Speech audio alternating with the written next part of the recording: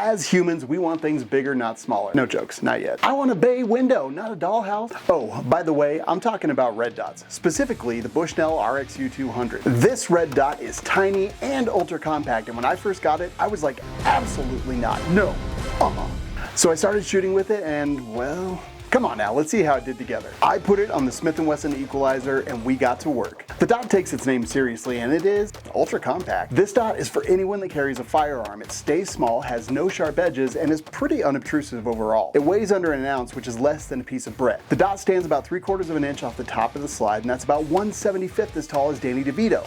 What? To put that in perspective, the Trijicon RMR and the Swamp Fox Optics Liberty are both about 1 inch tall, and even the RXU's big brother, the RXC, is just under an inch. Americans really will measure with anything but the metric system. Up front, I did have a problem, and we're going to talk about that later, but for now, let's talk about power. Bright power.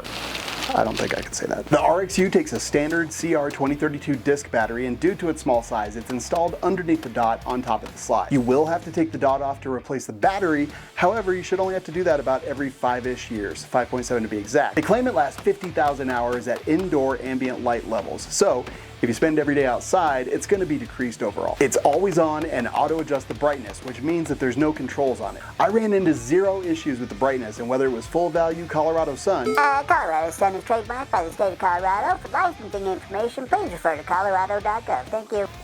Full value Colorado brightness or dark closets, rooms. Anyway, always looked good. That brings me to the dot. It's 6 MOA and probably the best dot I've ever seen. I have astigmatism, which means that red dots generally look like Rick's pupils, but not this one. It's a perfect circle, and my astigmatized eyes do see a corona around it, but it's crisp, clear, and very easy to pick up. Install is easy and straightforward, and it came with the screws and the tools, and it fits the RMSC footprint. Zeroing is also easy with 100 MOA of total adjustment, 50 each direction, but I do want to mention the turrets don't click. The lens has what they call exo barrier, and that should minimize fogging, repel water, dust, and debris. However, I didn't notice any of that. It did fog up at one point. But it's not discolored either. There's no tint observed at all. Okay, you ask, but how does it hold up? I put it through my standard battery of real-world conditions.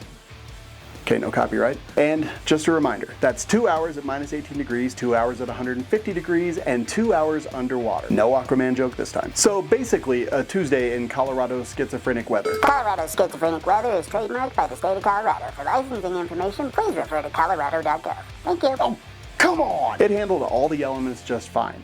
It's advertised as 7075 T6 billet aluminum, well, that sounds familiar, and mil standard impact and vibration rated, so I decided to fumble it on a draw a few times, and it was just fine. I thought the small window size would be tough to use. Generally, big windows make it easy to see down range, whether it's defensive shooting, competition shooting, whatever the hell you're doing. In our journey to see how big of a red dot we can get, I think we lose track of the bigger picture. No pun intended. That is, when shooting dots, we focus on the target, and the out of focus red dot just kind of floats over it. As long as the dot is there, window size doesn't matter. And that brings me to my main point here. Because the dot is vertically challenged, it brings presentation much closer to iron sights. And since most of us learned on iron sights, I think that the short window is an excellent transition to red dot. Additionally, it has a rear dovetail cut, and that allows you to see down your rear sight and frame the front sight. Now would be a good time to talk about the big issue that I had. After shooting 800 rounds for the testing, the dot got really dim. I took it back to the shop and started looking more closely. Eventually, I took it off, replaced the battery, and it still kept dimming out. I talked to Bushnell, and ultimately it did end up being that the battery contacts at the front were just not making full contact, so I pried them out a little bit,